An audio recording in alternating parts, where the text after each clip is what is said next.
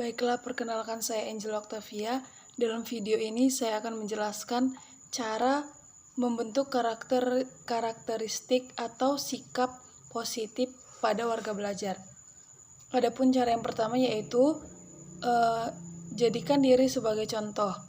Sebagai seorang pendidik, kita harus mengingat diri kita dan menjadikan diri kita sendiri sebagai contoh.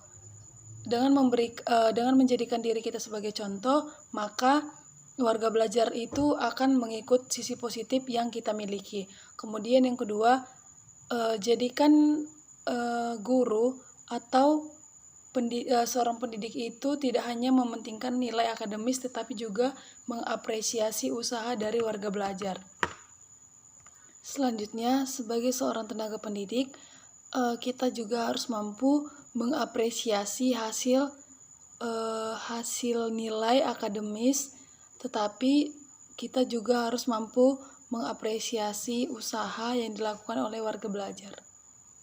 Yang ketiga yaitu dalam mengajar, warga belajar itu lebih dari sekedar mengajar. Maksudnya kita harus mengajarkan juga nilai moral pada setiap pembelajaran yang kita lakukan.